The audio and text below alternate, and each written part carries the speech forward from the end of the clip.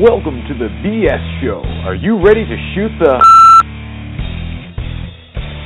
The BS Show would like to thank their sponsors. Jack Cameron, accredited mortgage professional.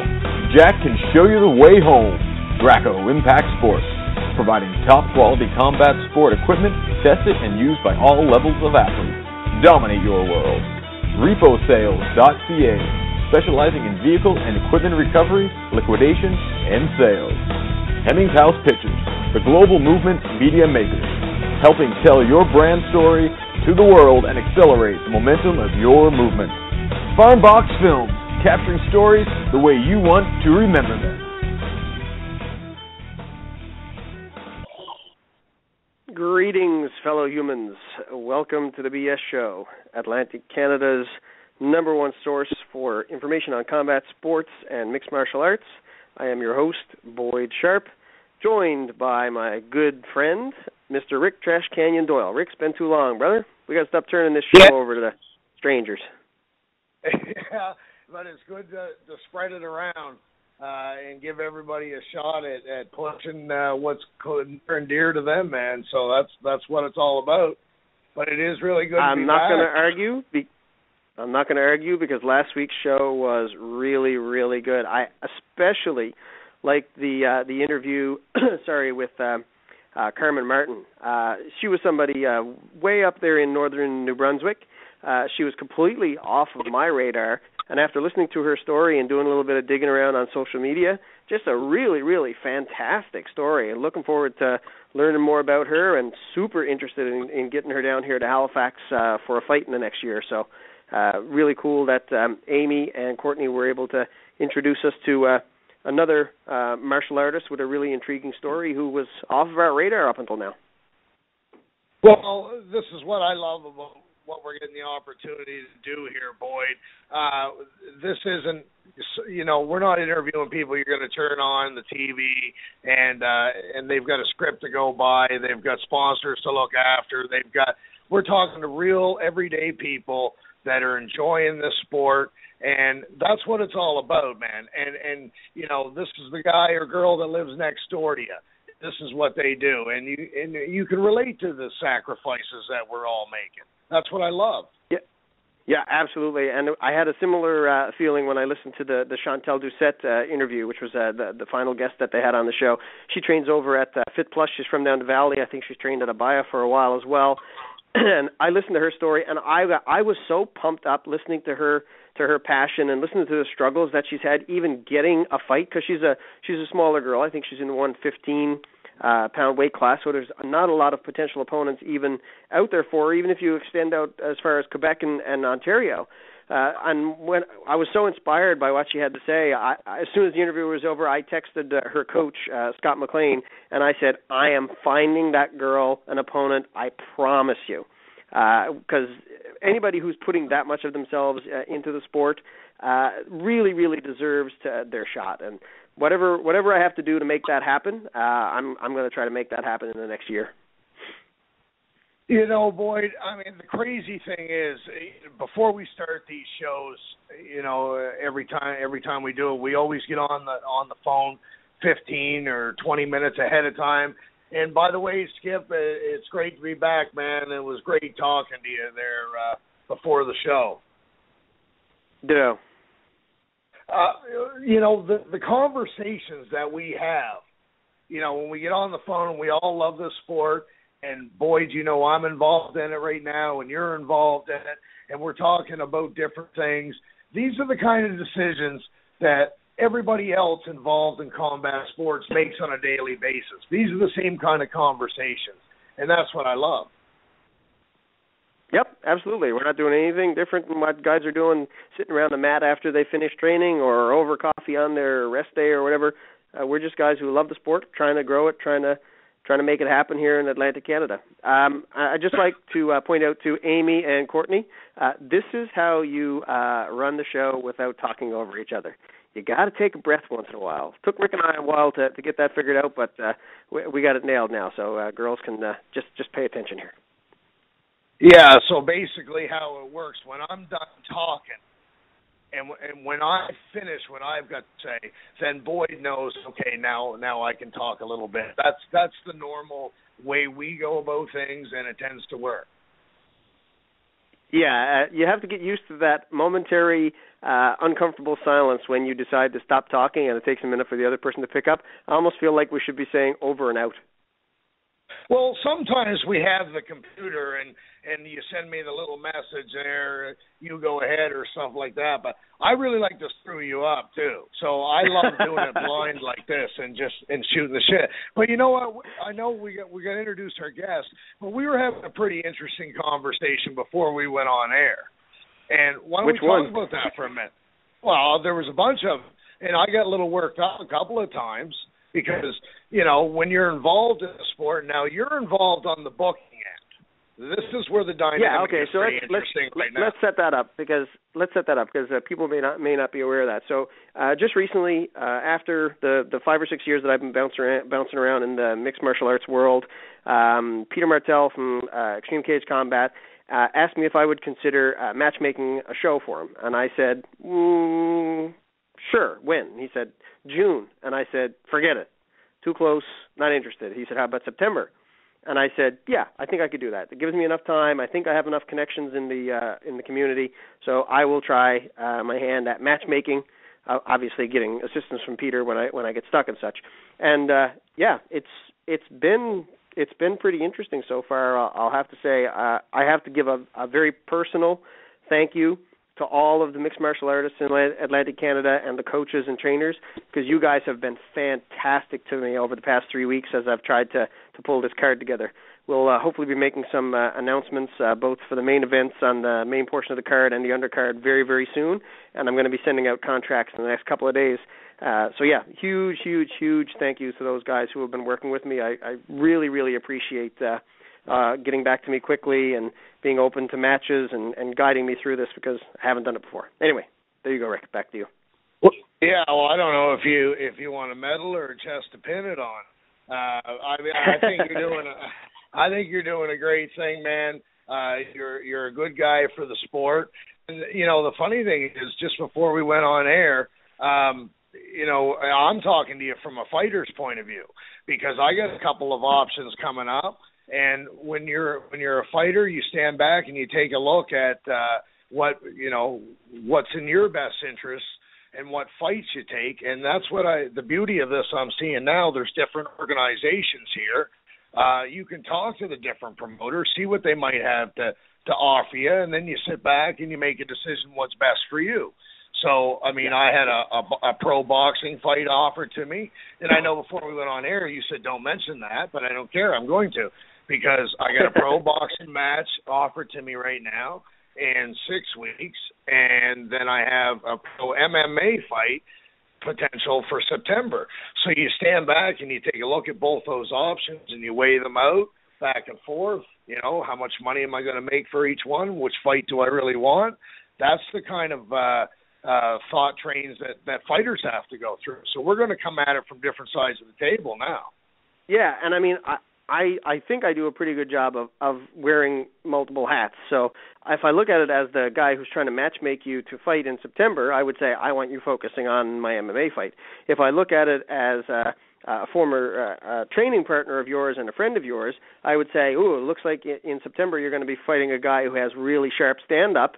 Probably not the worst thing in the world for you to be focusing on your defensive boxing over the next number of weeks and actually do a pro boxing match so you go into your MMA fight really, really sharp on the feet. So I can see both sides of that. Well, sure, and there's a reason that you're doing the booking and not fighting. That's because you weren't really that good at it, let's be honest, right? And I'm not saying I'm all that great, but I'm still here. So when I sit back, I need to make the best decisions for myself personally. And it's great to have options as a professional. Well, let's just hope I do a little bit better cage side than I did in the cage. Yeah, well, it couldn't get any worse, to be honest. So, boy, before we went on air, and I was talking to you personally, I said, okay, everybody says, okay, don't do this fight or don't fight that guy because you don't want to get damage to your head. And what we were talking about, I've been doing some reading. I mean, I don't want to end up a vegetable if I have anything to say about it. But I said, is there any science that says, okay, if I go in there and I get hit and I get knocked out, is it going to cause any more damage to my brain? Is it going to cause any more damage to Rick Doyle than it is a 25-year-old guy that goes in and gets knocked out, and what happens to his brain? Now, I understand. Yeah, I have two answers to that. Okay, go ahead. The first answer was, I don't think any more damage could be done to your brain. I think you've done a pretty good job of that over the years. And then my second answer was, I do remember reading something, and I think it was from Dr. Johnny Benjamin a couple of years ago, and there was some evidence that the protective fluid around the brain does decrease at a certain percentage per year. So theoretically, as you get older, your brain has less cushioning, and if a 20-year-old gets hit and a 45-year-old gets hit with the same punch, there is a chance for more damage to the 45-year-old's brain. Now, how definitive that is and how much of a difference that is in protection, I have no clue. We'll have to throw that one to Dr. Sabby D. Perhaps he can do a little bit of research on our behalf and get back to us and let us know exactly what's what with that. But my impression is, yeah, an older fighter who's punched in the head could potentially receive more damage than a younger fighter in the same situation. Well, and I mean that's the big thing. But what I seem to be running into is a lot of speculation. Okay, obviously, I think as you get older or if you've knocked out more, you lose your chin. I mean, you could probably knock me out easier now than 20 years ago. Who knows? Yeah. But I would assume because the fluid does decrease. But my question is, if a 25-year-old gets knocked out, there's damage to his brain, both short-term and long-term.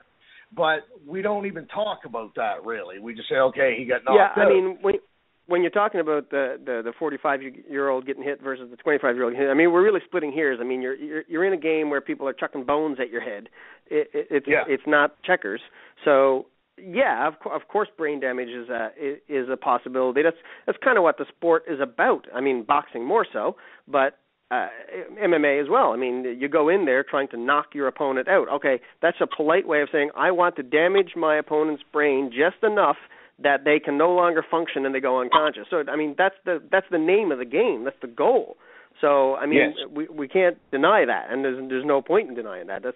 That's what we're getting in the cage to do.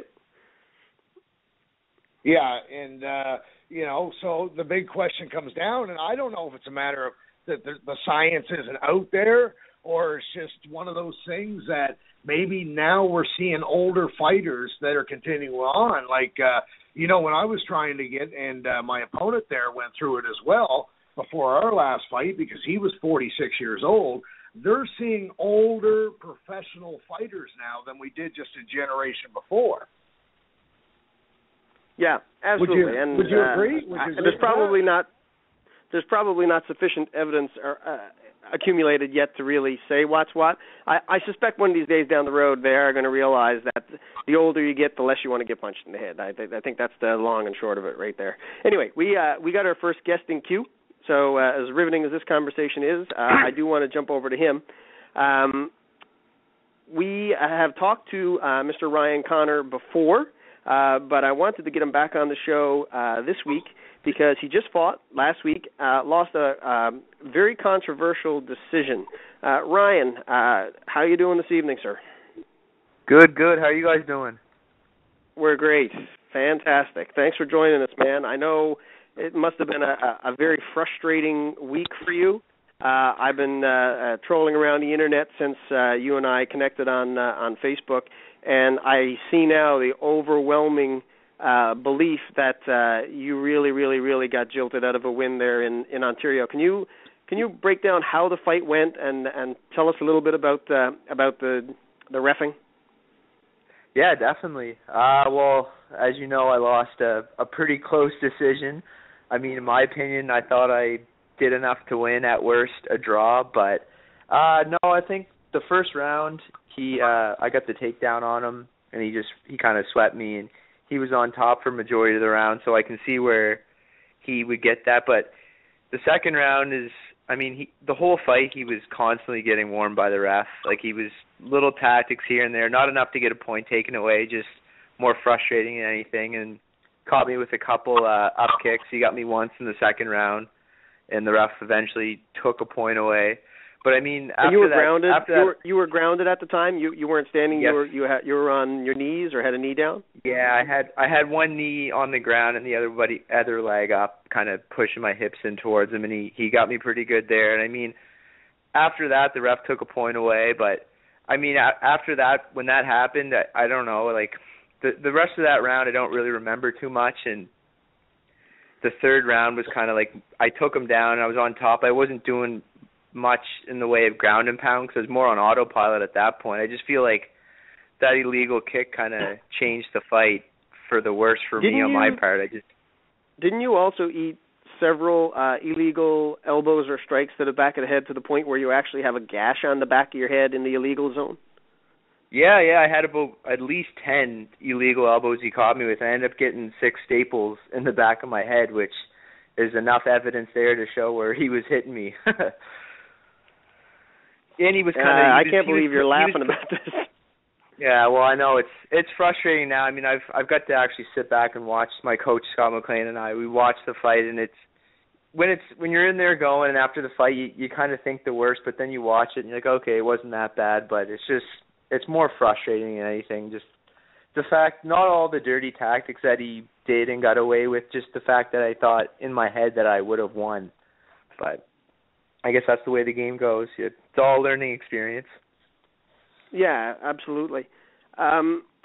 So is there any official appeal process or any kind of official complaint that you can make? And not even about the fighter, but about the reffing, because the fighter is going to continue doing what they're not stopped from doing, right? So if like you said, it was more annoying things or nothing where he was going to immediately get a disqualification or a point taken away, but it's the referee's job to make sure that doesn't happen. Is there anything that you can do to make it known that you think that this should be a no contest or the decision should be overturned?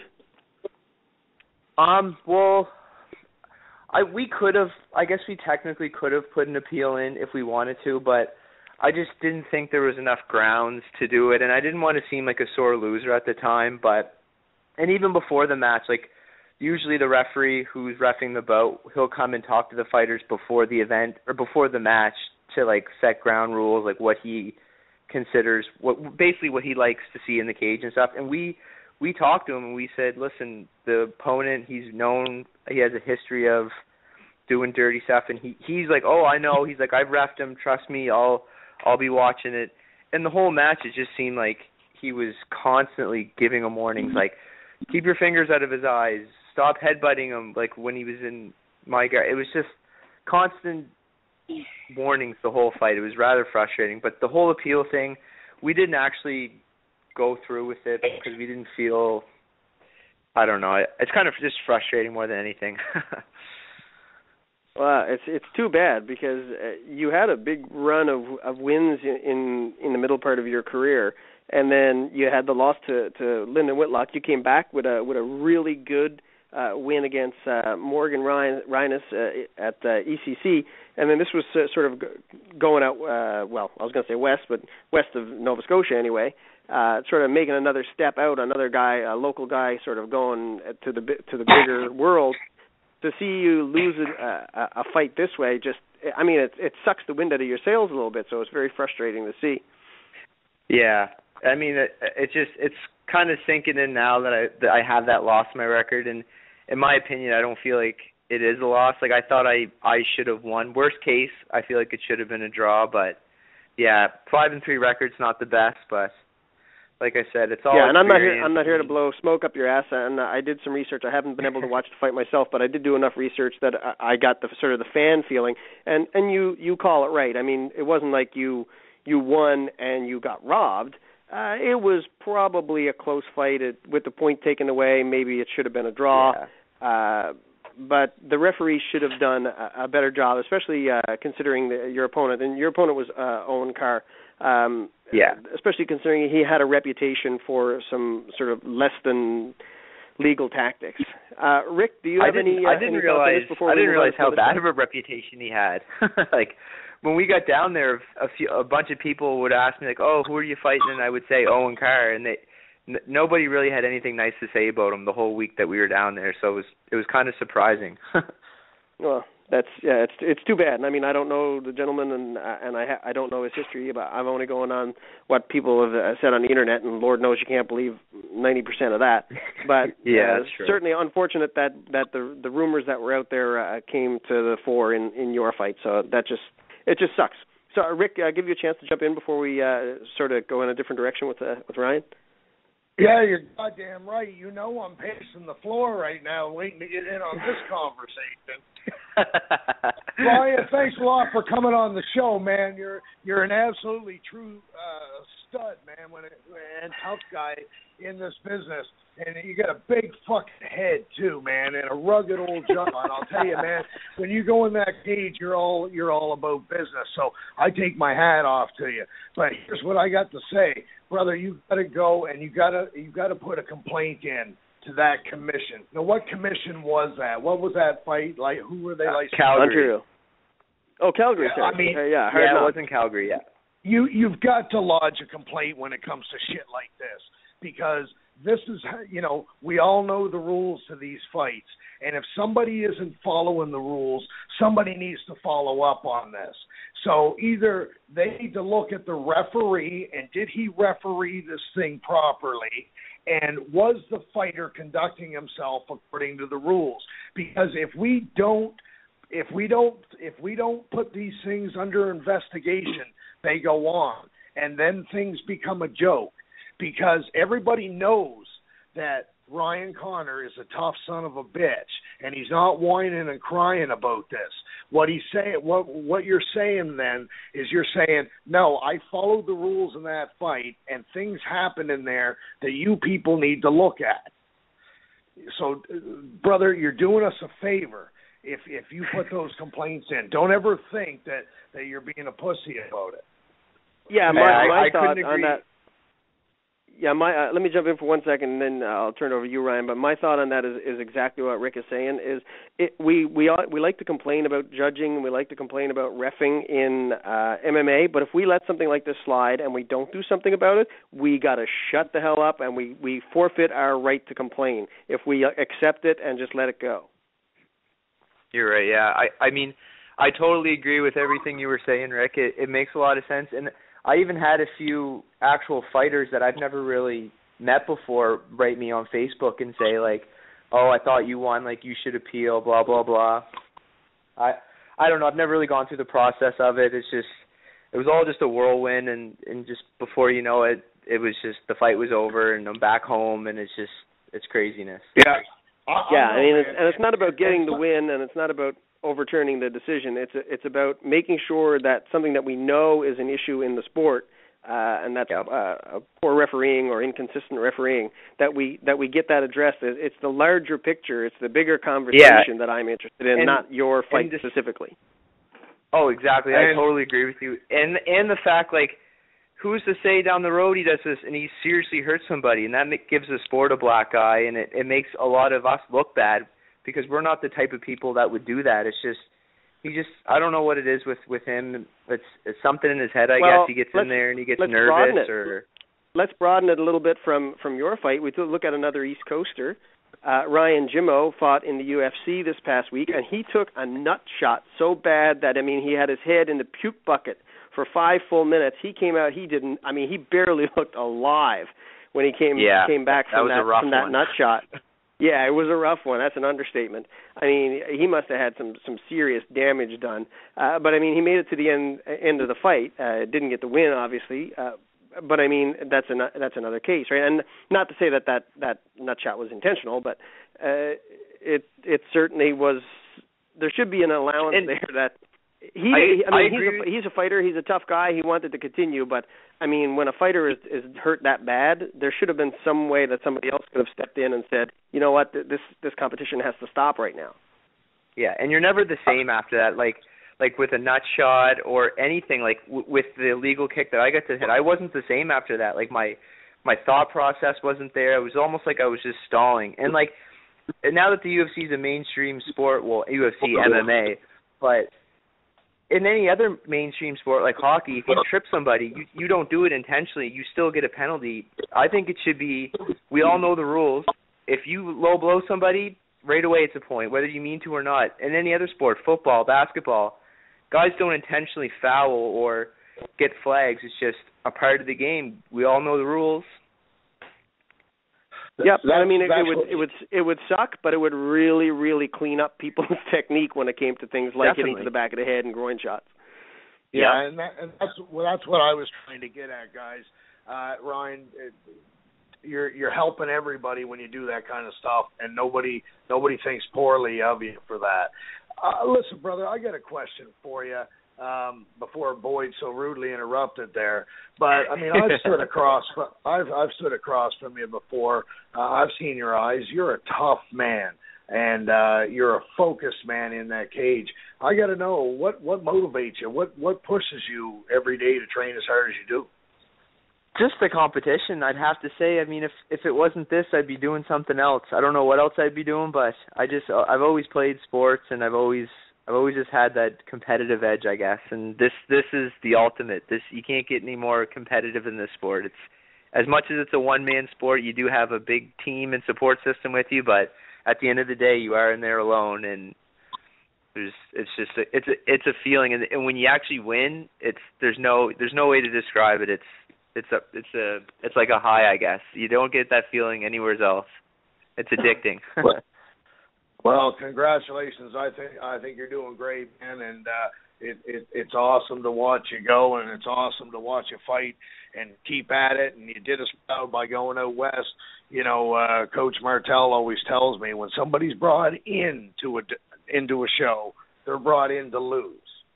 Yeah, they never bring you in to win. A promoter wants to make his hometown crowd happy if he can. When you're going into enemy territory like that, it's a tough thing to do. So keep it up. Keep your chin up. You're doing great, man. You're doing good. Thank you very much. Thank you for the kind words. I appreciate it. It means a lot. Cheers. Ryan, I want to talk to you a little bit about FitPlus. Something that I've noticed, I've been around the sport just long enough to see that gyms kind of have ebbs and flows. It seems like you have a few of the years when there's a shit ton of killers in a gym, and then maybe they go through a little dry spell, 6 months or a year. Maybe a guy's life gets busy, another guy gets hurt, whatever, and then it seems like there's not a whole lot of really high-level guys pushing each other. From what I'm seeing on social media and from what I'm hearing around town, FitPlus is hopping pretty good right now. You got Kyle Blinkhorn dragging you guys in there at 5 o'clock in the friggin' morning, and then class is going all afternoon and into the evening. So what does it feel like to be in there training with those guys? And tell us about sort of who's the core fight team over there right now.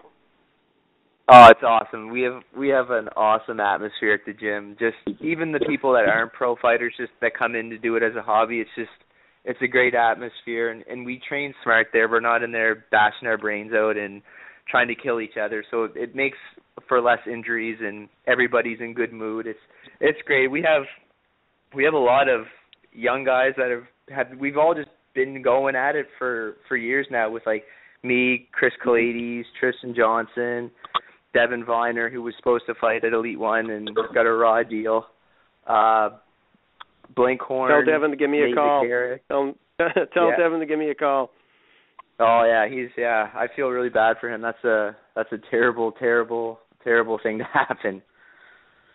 But yeah, no, it's just, the gym's awesome. I mean, we have awesome coach. We have TJ, who's looking like he's going to start coming back and getting into it again. So it's just a good time to be at FitPlus, and the atmosphere is unreal.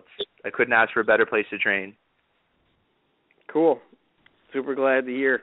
Because if there's a good atmosphere in the gym and you guys are having fun, then us as spectators know that we're going to have some great fights coming. So that's super exciting to hear. I noticed you finally made yourself a fighter page on Facebook there. Yes. So what's this? You're ready to commit to the business side of the fighter world now, are you? Yeah, I'm starting to realize that there's a lot more to it than just training your butt off every night in the gym. There's a whole other aspect that you got to be aware of.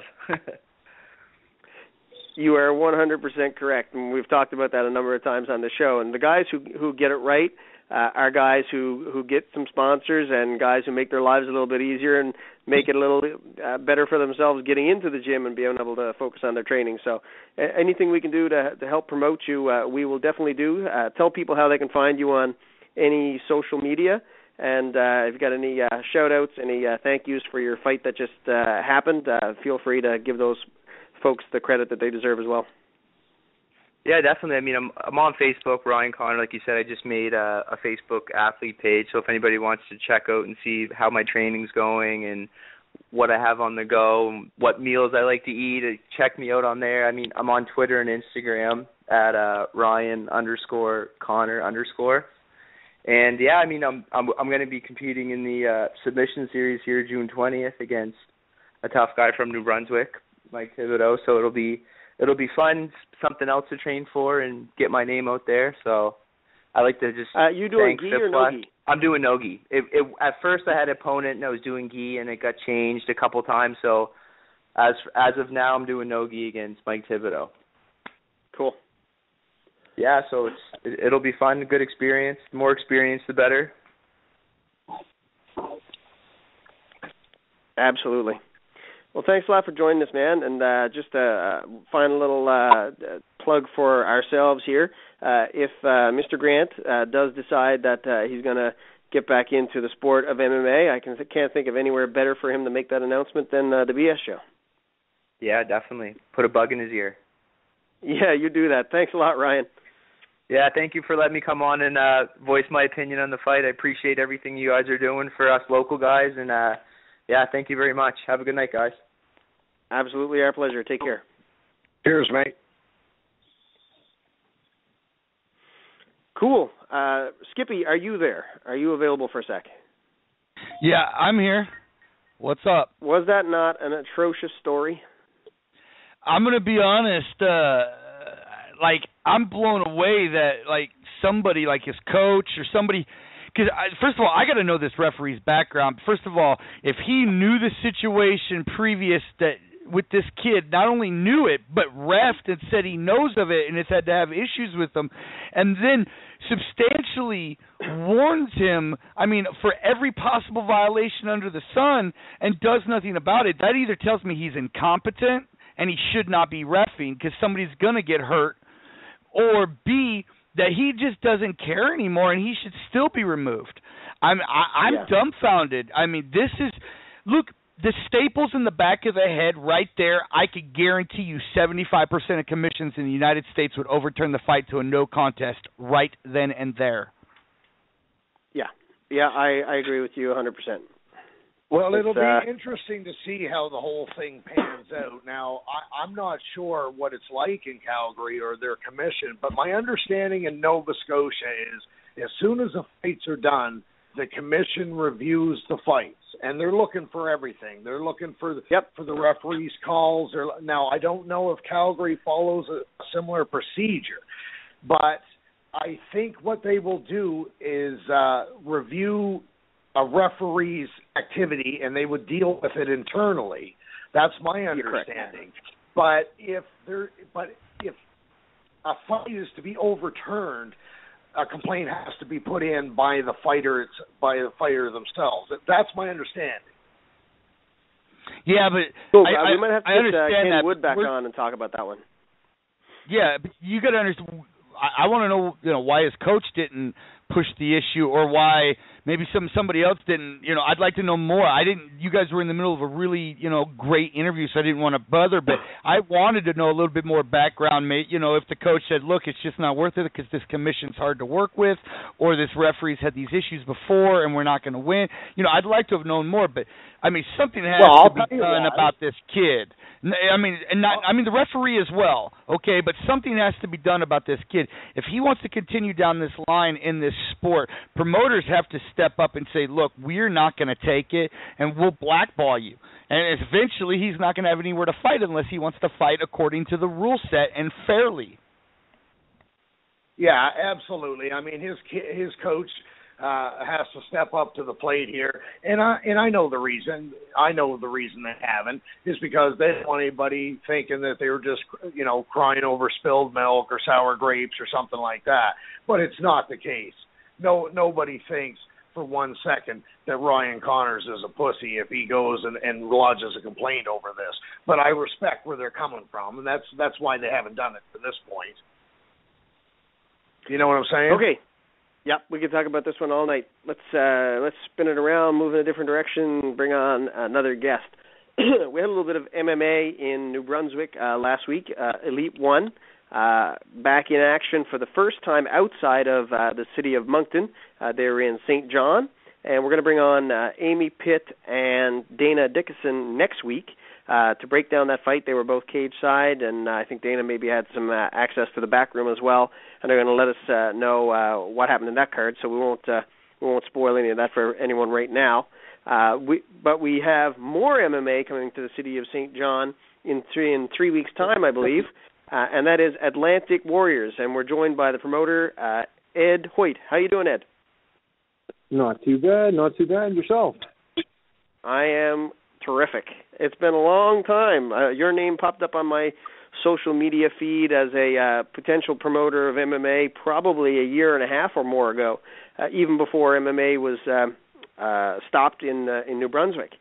Tell us a little bit about your background and how you got into the business of MMA promotion. Well, I originally started in 2012. I launched a calendar, people that I partnered up with at the time. I worked for a couple of different promoters, and turned out to a very interesting experience.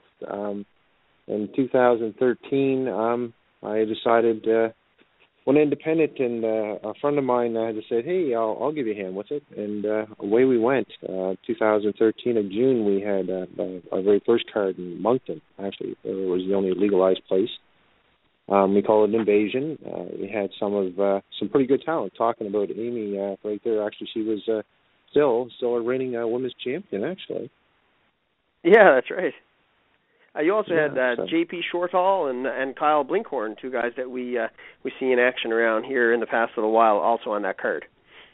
Yeah, a lot of the two of them have actually gone on to fight on different cards. Kyle, he's done ECC. One of the things we like to do is, once we try to scout out some really good talent, people that we believe that'll be good. It's hard though. We don't know all the gyms in Atlantic Canada. It's we're still in our growing pains, most definitely. The only thing we decided is that we wanted to come out of the gates with a real cage. That a lot of guys that are professional, they kept on saying, I really want to fight in the UFC cage. Da, da, da, da, da. Well, I got lucky. I actually was able to secure an actual 30-foot cage. Wow. So it's the boys actually get to try what it feels like to be in a UFC style, size cage. So I won't have as many pretty lights and stuff as maybe some of our other promoters do, but as this is our first show in 2 years, we came out in June and the commission was shut down in October. So it was. Tell us a little bit. Tell us a little bit about what you learned promoting that first show. Certainly it's an uphill battle when you're talking. There's three other more established promotions in the region. It is a pretty large region, as you said, to know all the gym owners and to know the coaches and to know the fighters to be able to match for cards. So what are some of the lessons that you learned that first time round that's helping you out for this time? Well, the first time it was. I was astonished. It's I've never seen the likes of it in business in my entire life, but it's I guess that's the reason why that you sit back today and you go, wow, I just hope this new commission's a lot different than the original commission. That's my greatest thing right now. That getting to learn the gyms, you have to make sure when you partner up with people that they're very upstanding people, that if things don't go the way that they should, that they actually come out and do the right things. That's a big lesson I learned the first time. So you're 3 weeks out now, so you would have had a fair amount of dealings with the commission up to this point. How has it been going so far? Been interesting, very interesting. We've had an ongoing thing about. I've fought since 2012 to bring the sport to the city. I drove the city of St. John half crazy for about 6 months, and then the town of Quispamsis trying to get it outside of before the commissions were. I mean, a provincial commission. So it was. Right. And then with our new commission, what's happened is that we had a dispute over the 120-day rule. So it was very interesting there. But sorry, what's the 120-day rule? Under civic bylaw, the minute as you're told when you go to apply for your license in the province of New Brunswick, is that you must have 120 days prior to the date of your show. So in reflection of this, we applied on one day for a date of 124 days past the actual date of turn their information into the province. We're given our licenses, everything was cool and kosher, got my promoter's license, all the fun stuff. To find out that 2 days later, the gentleman from Moncton, Elite One, was giving a permit for May 30th. We're going, whoa. We were told one thing. Why are other allowed to do differently? That was our greatest complaint. But gotcha. The good part about it is that, it's you kind of wonder about your commission. That was my thing. It's like, okay, guys, I dealt with the Moncton Boxing Commission, which was, if I can't understand how, provincial commissions or if civic commissions can go certain ways. My big thing is I hope that they have teeth and make sure that anyone that comes into this promotion game has to follow a set of guidelines and applies to everyone in the game. That will be my greatest thing to see happen. Do you know how we can get our hands on the documentation that's come out about this condition, the specific rules that they've adopted and the different procedures that they put in place? I can probably quote you from A to Z now. That was the biggest well, thing. I'll tell you what I will get that you to do is send me some links offline, and we'll post them on the BS show, because that's something that I'm interested in investigating a little further here in Nova Scotia as well. As much as we hate focusing on red tape and bureaucracy, and we want to focus on the fights and the athletes, we need to ensure that commissions are following rules and following the rules the same way every time, if nothing else to ensure that the promoters are able to put on these shows and that the athletes are kept safe. So fire me some links and we'll have a closer look at that stuff too. Well, it's one of the things that a lot of people don't see, and one of the things as a promoter myself, I try to keep the athletes out of the politics of the whole. It's a lot of times impossible at times, but yet it does happen. Amy, she's a prime example.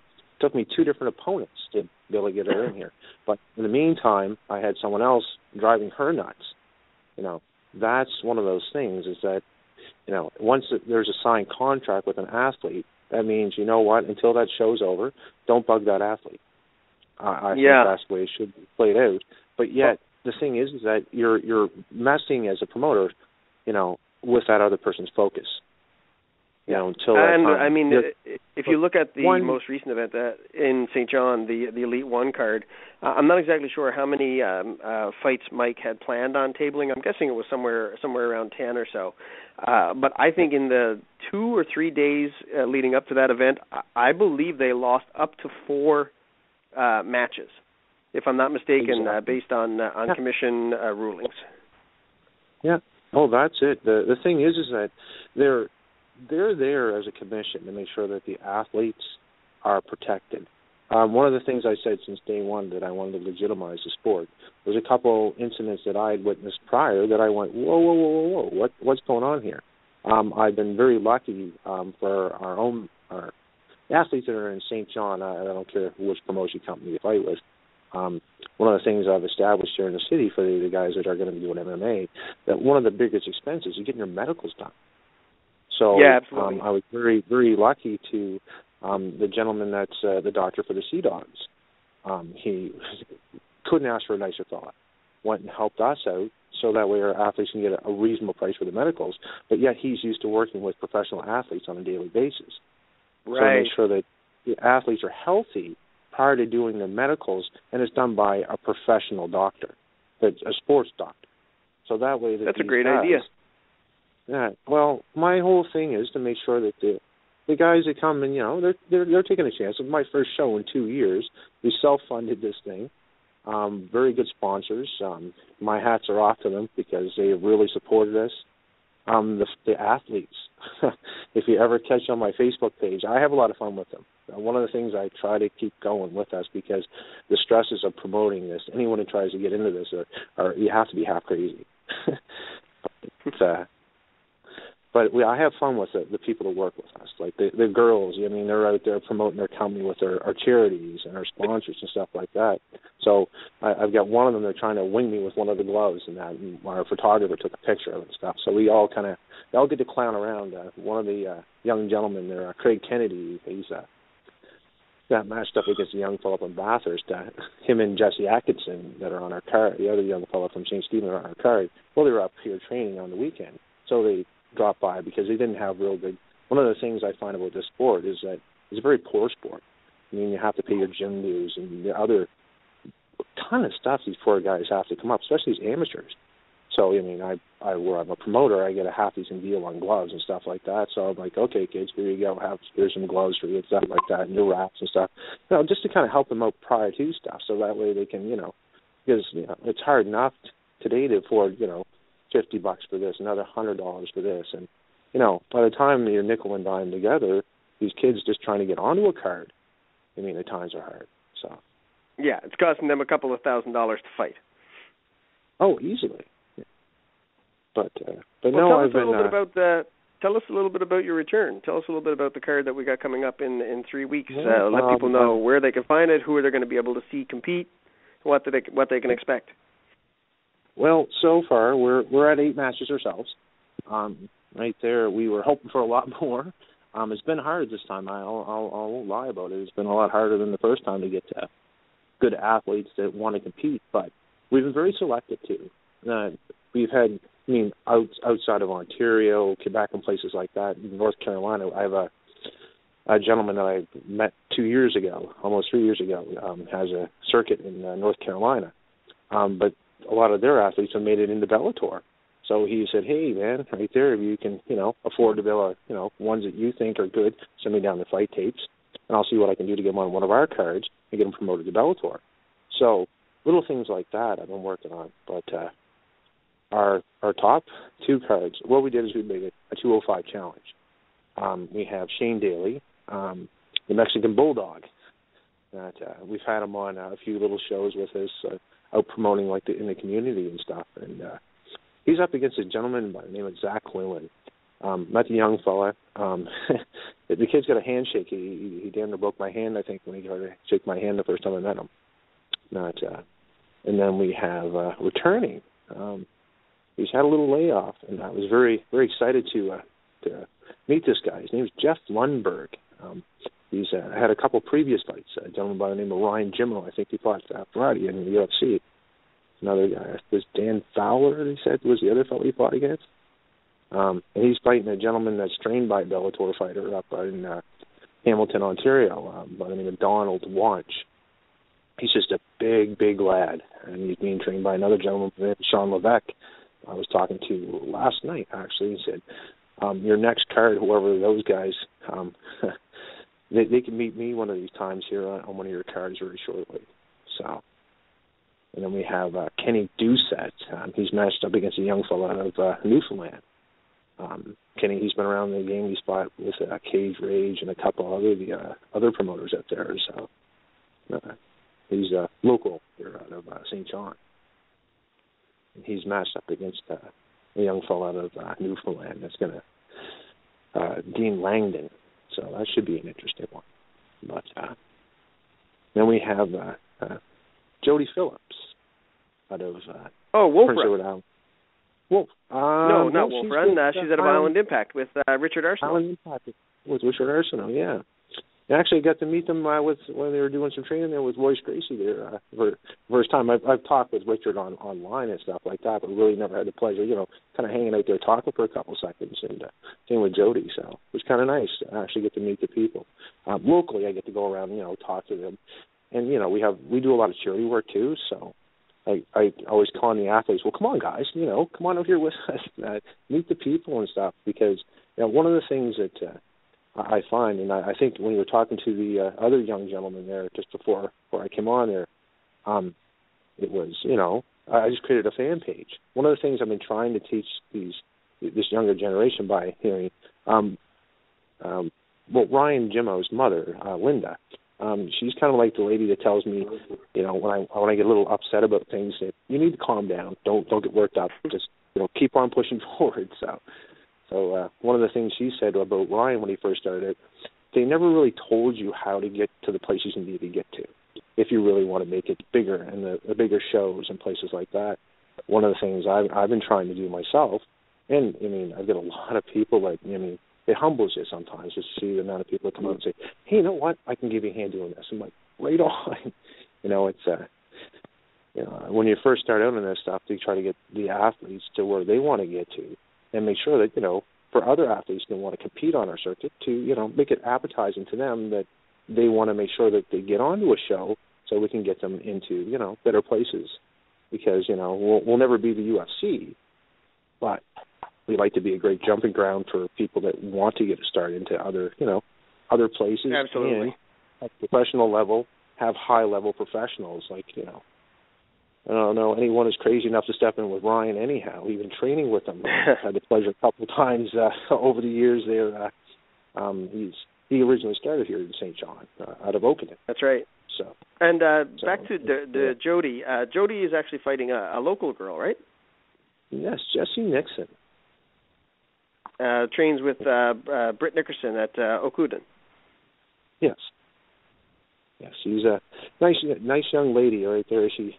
The first time I met her, I was like, you're a fighter? She just has that sweet look about her, but from what the boys have been telling me to train with her, I wouldn't want anyone to take her not seriously, because I guess she's got some bony little elbows that she likes to dig into you. Yeah, I am looking forward to that fight. I think more than all the other ones on the card. I have a big interest in women's MMA, and I've gotten into the matchmaking business for Peter at ECC, and I have probably 5 or 6 ladies in Atlantic Canada that I've been talking to over the past little while, and I really hope I can get all of them, hopefully, in the cage over the next 12 to 18 months, because man, they work harder pretty much to a woman than the guys in the gym, and it just sucks that they're never able to get into the cage. It seems like even when the matches get made, just like Amanda Ryle this past week and Christy Cass, so they get right up to the day of the weigh-ins, and something just seems to always go wrong for the ladies, and it sucks to see over and over and over. Well, it's actually bringing up Amanda right there. I'm actually I've known Amanda since she first started in this, and Joe and Britt at one time I had a little tiff with another promoter, and him and I were going to jump in a cage to kind of settle it like gentlemen. But so yeah, Amanda, we told her, I said, well, she couldn't get to where she needed to be that night, and I said, well, hey, this is a girl that doesn't matter who, when, where, or what, will jump in a cage and compete. Now, the problem is her weight class is that it's hard to, for some people, there's people that can naturally cut weight, and then there's a forced cut weight, as you know, being around the fight game. When someone has to take too many pounds that they're not naturally used to doing, that falls back on the person that's, the promotion company, to make sure that, I've talked to her over 2 or 3 years of her, from the time she started, of knowing that, this is where she came from and got herself to. Well, she wants to be one of those girls that, if there's her weight class in a UFC or a Bellator, that girl would be the first one training. Like, she's very dedicated to her training. Yeah. So I've been presently trying to locate. Originally, I went looking for her, and then the Elite One had found her an opponent. So right there, she's not only one of the athletes that compete, but she's a friend too. So my thing was, okay, here you go. It's there's nothing I can do. The commission didn't do nothing about them coming to St. John first. All right, pal. You know what? You're getting the match. You know what? I can't find someone quick enough for you. You're going to get on that card. you know what, you get exposure. Right. So, you know, that's the thing. So we've been talking over the last couple of weeks, and then I said, go for it. You're going to get this, da-da-da-da-da, you know. And now that she couldn't get to where it is, so I said, well, hey, you know what? I've got contacts. I've got Donald who's coming out of Ontario. If I can find any local clubs, you know, talk to them, work with them to see how we could get her an opponent. But, I mean, I'm down to 3 weeks. Yeah, so that's a bit short notice. I'm going to invite my partner in crime, Rick, in for a minute. We're getting down towards the last 5 or 6 minutes, so we're going to wrap it up. I'll let Rick jump in with a quick question, and then we'll give you a minute or two to thank your sponsors and to let people know exactly how they can get a hold of you, get tickets, and get out to see the action in 3 weeks' time. Sounds good. Thanks, Boyd. Ed, thanks so much for coming on the show, man. I love to hear the perspective of the promoter and hearing you guys, and it's a really, really tough job, and we all know that, and there's usually not a lot of money at the end of the rainbow. It's kind of like fighting. We don't really know why we do it, because you really don't do it for the money. But how are you finding this situation now? You're emerging into an area that already has 3 existing companies. Yes. For the first time, probably ever, we have fighters that are standing back looking at what different companies are offering, not only money-wise, but fight-wise. How are you handling that whole dynamic to this point? So far, so good. You know, it's I'll never lie about it. It's not an easy thing by any means. You've got athletes that, you know, they're going to come. Believe it or not, it's easier to deal with your professional athletes than it is with the amateurs. You get your dedicated amateurs that they just want to get on cards, prove themselves so they can make it up.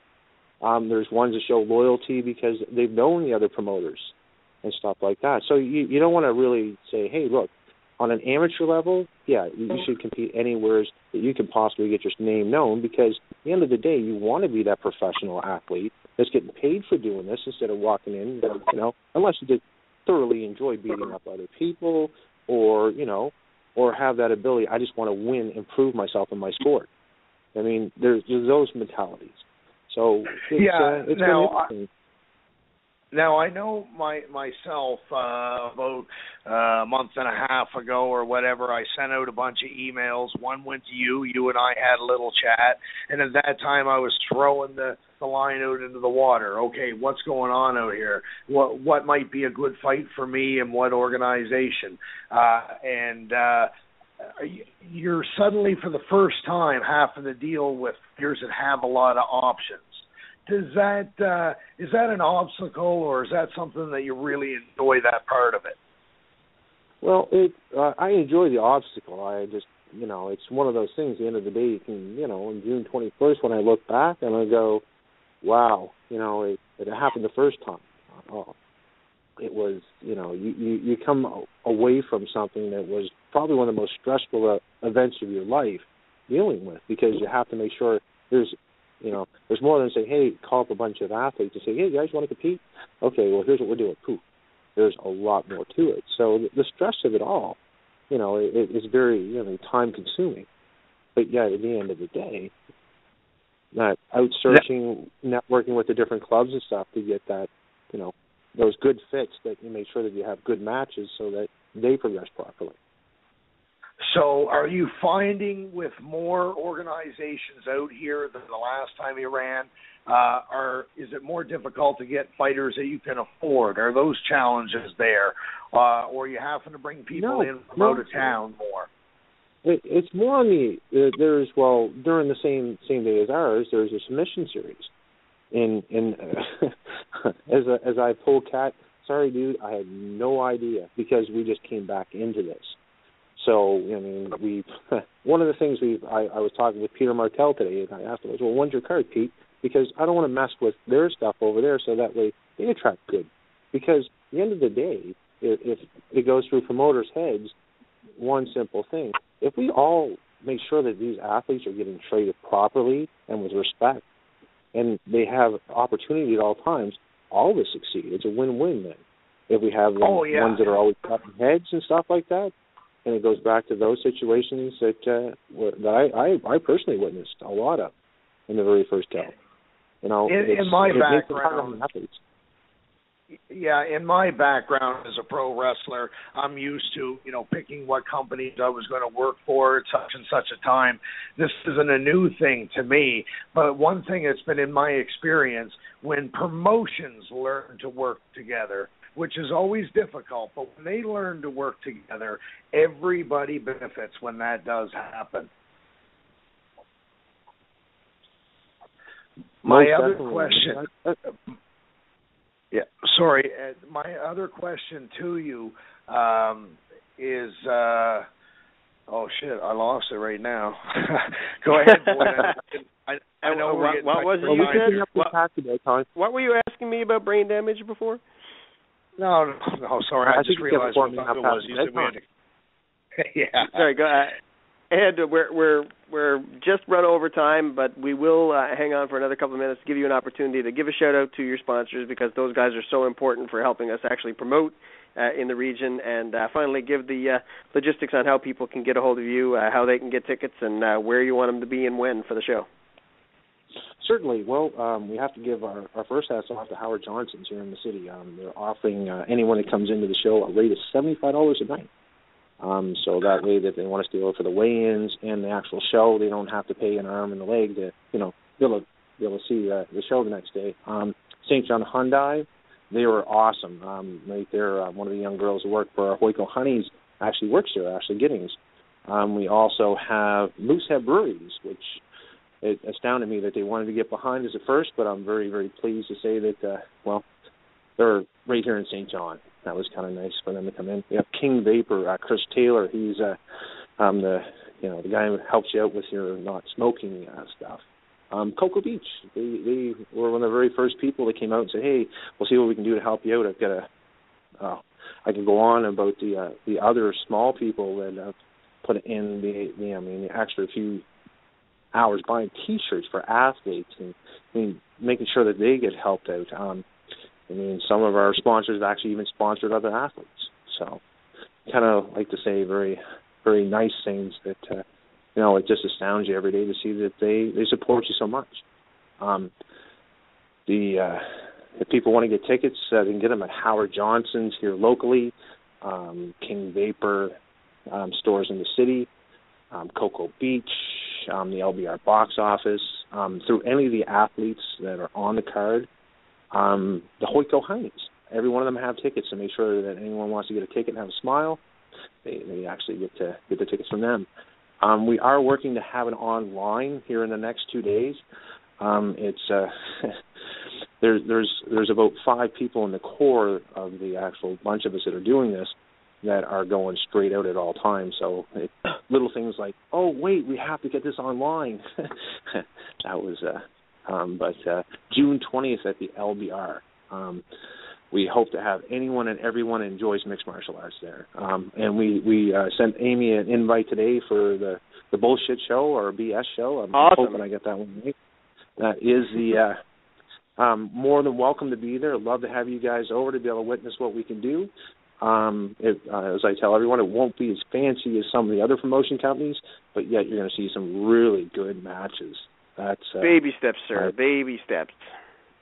Focus on the fighters. Focus on the matchmaking. Get some good matches, and when the word gets out, and I'm hoping Amy does make it down and is able to cover the show and can report back to us and let people know how it went. And if you put on good fights, if you take care of your athletes, then the audience will come, I'm sure. Well, thanks a lot, Ed. Like I said, I just had one of the athletes actually pop over and say hi to me there.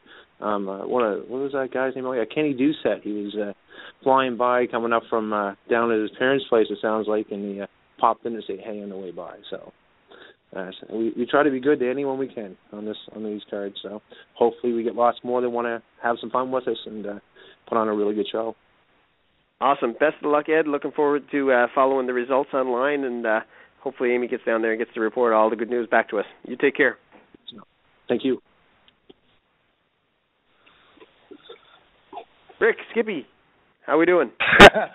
Boy, I'll tell you, it's not very often I get caught off guard like that. But I was going to ask you my next question, and then my alarm went off, and I went, "Oh my God, we're overtime already!" I just wanted to ask him if he preferred dealing with the fighters themselves or if he preferred dealing with coaches in negotiations. But holy shit, man, what a show! I got totally caught up. You can actually ask. You can go ahead and ask me that one because I've been kind of struggling with that one a little bit the past couple of weeks. And it really comes down to the individual athlete or the individual gym. If we look at something like FitPlus, I would never reach out to a fighter first because I know Scott McLean, and I've been around him enough to know that he's very, very involved in his fighters' careers, and he's probably got plans for them that he's working out with them. So I always contact Scott first, and then if he agrees to a match for one of his fighters, well, then perhaps I would reach out to the fighter afterwards. But then other gyms, guys, really, the fighters are running their own show, and they're kind of running their fight business almost as a small business. And they train with one coach or multiple coaches. And then, of course, for the main card guys, for your headline guys, you're talking about a different situation altogether because you're talking to management companies and you're talking to managers, not necessarily coaches. So, yeah, I tell you, man, it's been a huge learning curve for me, but it's coming together. It's coming together slowly. No. It was a question for Ed, not a question for you, Boyd. No one gives a shit about you. Sometimes I even wonder why you even bother having guests on the show. You should really just well, you know sit what? back. I don't need them. I could just talk the whole hour. That's me and exactly Skippy. My point. Skippy, maybe that'll be the new format. We can just give Rick the summer off, and I'll come on, and me and you can shoot the shit. What do you think, Skip? See, he's leaving me hanging. He's another one. He's already tuned out because you're talking. Oh no! I was talking. I forgot to hit unmute. First of all, I would definitely do the show with you anytime, Boyd. You know that we started years ago together, doing the weekly recap. But I think Rick Boyd is good enough today to book an hour and interview himself. Well, he pretty much does anyway. He really does. If you sit back and listen to him, it is the BS show. It is truly the Boyd Sharpe show. He doesn't. He only has a guest there, so he can just catch his breath once in a while. I just let my multiple personalities work it out online. How about that? They can just discuss things as they feel. It was a great show, though. I mean, I get caught up in the conversation. I mean, it was. I didn't realize how quickly the hour went by. We covered a lot of shit tonight. It was pretty interesting. Yeah, I'm interested to see how things go for Ed and Atlantic Warriors because, he said tonight he's got 8 fights right now. If I was him, I'd be scrambling to try to make a couple more because 8 fights 3 weeks out can very quickly turn into 4 fights or 2 fights. My question is, like here in America in certain commissions, you would be able to throw in maybe some exhibition kickboxing matches or some grappling matches without the commission having to be involved at the last minute. So I don't know if that's a possibility for him, but, maybe you throw grappling, in... I don't think so, but... Yeah, grappling I don't think so, but he could definitely do exhibition Muay Thai, exhibition kickboxing. If they have the similar rules than we have here in Nova Scotia, he could do that, yeah. And, I mean, he does have to table, I think it is 24 rounds, I think it is, so that's, 8 fights times 3 rounds. So, I mean, he's really riding it right now. He's going to have to, like I said, if I was him, I'd be scrambling to get a couple more on there just for safety's sake because I'd hate for him to lose his card just because he had a one too few fighter or something, because that stuff's happened before. Yeah, absolutely, and it's a really tough thing when somebody's come up. And when was his last show? A couple of years ago. Yeah, like 2013. And what I'm willing to offer, if Ed's still listening, is if he needs one emergency match at the very end, I will fight Trash Canyon for just the airfare. Well, as it stands right now, I don't have any contract signed anywhere. So there we go. You guys are going to have probably have some trouble coming up with an agreed upon weight class. Yeah, that would be awesome. Dude, he can. I'll take it at whatever weight he wants, man. I can make anything from 115 to 250. I'm not worried. Listen, man, know enough. By the time we were done in the back room, we just get in the ring and we just look at it. Hey, man, why don't we can just get along anyway, can't we? Come on now. Let's go. I'd like to see a match. So quick, man. Oh, you'd be embarrassed. I'd take your hat and wear it in the victory dance. I'd like to see a match, something along the lines of Lapaki and Chuck Brad Pole. That was a real crowd pleaser. I think I'm just going to go back to pro wrestling for a while. That's a lot more fun. Oh, speaking of pro wrestling, I know I'm going to embarrass you here a little bit, but I did hear that the town of Kentville is tipping their collective hat to one Mr. Trash Canyon Doyle coming up pretty soon. What's the deal with that? I really honestly don't know that much, Boyd. It hit the radio down there in the radio ads before I found out about it. That's how actually I found out about it. So I don't know all the details, but apparently they're going to have a wrestling show in my hometown. And my hometown was really, really good to me in my career. The support they gave me out of the town was amazing. And wherever I traveled, and in my journeys in Canada, States, and in Europe, I was always from Kentville, Nova Scotia. And I guess they're going to just throw something. I'm not necessarily done in pro wrestling. They just happen to be in the town, and they just want to do some sort of recognition. So it's a huge honor. Nice. Really you're not actually wrestling on the card. You're just sort of doing an appearance type thing, is it? Yeah. Okay. So that's what. Yeah, cool. Well, good on them, and good on them that they supported you for so long. Yeah. Well, I tell you, we got to figure out what we're going to do over the next little while. I know the ladies are dying to get back on to do another ladies show, and I have picked up the name of a few more female fighters in the region that we haven't had on the show yet. You've been bugging me for months and months and months to make sure that we get Miss Sally Arsenal, purple belt BJJ, Lady out of Titans, on the show as well. I want to give a shout out to her. She has a line of comic strips called BJJ by Sally. Check it out on Facebook. And I noticed today she just opened an online store, and you can buy like T-shirts and mugs and that type of thing. Her stuff is hilarious. She's somebody who spends an enormous amount of time training. She's earned every stitch on that purple belt that she wears. And she doesn't take the sport as serious as some might. So check out her comics, BJJ by Sally, and you'll get a good laugh. And I encourage you to pick yourself up a mug or a T-shirt and support what she's doing there. I would absolutely wear a shirt like that with pride from Sally. I'm sure you would. So we're going to figure out what else we're going to do. Craig Ferguson's going to come on and do, I think, one episode just before the Submission Series event on June 20th. Immediately after the 20th, we'll have a show where we'll recap the Atlantic Warriors show that Ed was just talking about, as well as Submission Series. And then we're on into the wild and woolly summer. We have the War on the Shore, the return of Canadian Extreme Cage Rage, which is the, I believe it was originally started as the amateur promotion for New Brunswick, sort of feeding into Elite One. But I thought I heard recently that they're doing pro matches as well. So we'll have to get promoter Steve Williams, who incidentally is Mike Williams of Elite One, his brother. We'll have to get Steve on the show and talk a little bit about the show that he's doing up in northeastern New Brunswick in Bouctouche, coming up July 4th weekend, I believe. A little bit of Canadian fireworks on July 4th in Bouctouche. Yeah, well, guys, sorry, go ahead, Rick. I love to get these guys on, and it was great to have Ed on there tonight.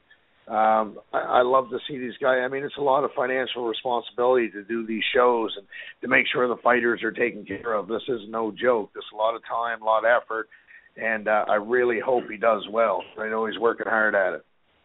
Yeah, and he did say he self-funded this, so I mean, good on him. Anything that helps promote sport and helps get fighters active and get them some more experience and notoriety is a good thing. But I hope that the people show up and support it, and he's able to make a viable go of it and do other shows in the future. It's going to be tough with three promotions running in New Brunswick. There's no doubt about it. I mean, even ECC being way down here in Halifax feels the presence of Elite One and Cage Rage being back in action. So I think there's going to be some growing pains over the next little while, Rick, as fighters figure out sort of where they want to compete, and if they want to compete in just one organization or if they want to jump around from organization to organization. Like you've pointed out a bunch of times, it does give fighters a whole bunch of options. But what they do with those options remains to be seen, and we're going to see that evolve over the next, say, year or two, I guess. Well, exactly, and we heard Ryan Connor talk tonight. You know, he's learning a different part of the business now that he never really thought about before. As these guys begin to, when I was over wrestling in England, they said, how long you been pro? And when they ask you that over in England, that's how long have you been able to make a living at this? That's what they considered a pro. So, I mean, I said, well, I was never an all-out pro because I was always a semi-pro. So as you see these guys go more into semi-pro, pro kind of neck of the woods, they're going to develop these skills, and we're going to see a whole better atmosphere, trust me, all the way around as it develops. Yeah, I mean, and there's been a lot go on in the local MMA scene since we've been doing regular shows. We were focusing on grappling there for a while, and then Amy and Courtney had a couple of shows. So there's a whole bunch of things that I want to get into. I did want to acknowledge the article that came out today. The headline said, TJ Grant 100% looking to get back to the UFC, and I was furious when I read the article because that's not what the man said. I mean, it was one of those friggin' clickbait bullshit titles for a story that doesn't reflect the content of the actual article, because what TJ said was he does feel good and he's not convinced that his fighting days are over. But he didn't say, I'm dying to get back to the UFC and I'm 100% not back training. So it's important that the facts get out around that. It's not like he's roaring back into the UFC anytime soon. But I would love to get him on the show at some point. We were just sort of picking up when he had his injury, so we've never had an opportunity to get him on the show and talk to him. But certainly a poster child for East Coast MMA, and if he is going to get back into the game, good on him. I hope he is 100% healthy. I hope he's making the right decisions, and I look forward to following whatever he does. Yeah, and the last thing I'm going to throw out there for the night, Boyd, if anybody's listening to these conversations tonight, you can see we have a lot going on here. We need fighters. If you are an amateur fighter training somewhere throughout Canada with dreams of going on to bigger and better things, pack your suitcase, move down here, get a job bagging groceries at the grocery store, start training in a gym, because there are fights here for you to be had. Yeah, there's 4 promotions in a very, very small pool of fighters. I spent about 3 weeks, Rick, just looking under every rock in every gym, anywhere there was a heavy bag hanging. I was talking to them, and I right now have a database of about 120 fighters in Atlantic Canada. And when you break that down by male, female, you break that down by weight class, you break that down by pro versus AMI, that does not leave you a whole lot of options of people that you can match up across 4 promotions. So you're right. We need more athletes in this pool if we want to have viable MMA promotions where we don't end up with the same guys fighting each other over and over. Exactly. And when you're a pro wrestler and you want to wrestle and that's what you want to do with your life, you pack your bags and you go to the territories that are running shows all the time so you can work. So if you're serious about this business and you want to get fights and you want to build a record and you want to go to Bellator or UFC and you need fights, move here. The promoters aren't going to fly you in. You come here, you join a gym, you train, and you will get the fights that you want. That's all I got to say about that. Good stuff, brother. Skippy, thanks a lot Been a ball as always. We need to have a night when we have one guest on and the three of us just have a chat like the good old days when things used to fall apart and we just wasted the hour chewing each other's ears. And he's talking with the mic on mute again. No. I didn't know if you were about to say that's enough BS for one night or not, so I didn't want to jump in. But I agree 100%. It'd be great.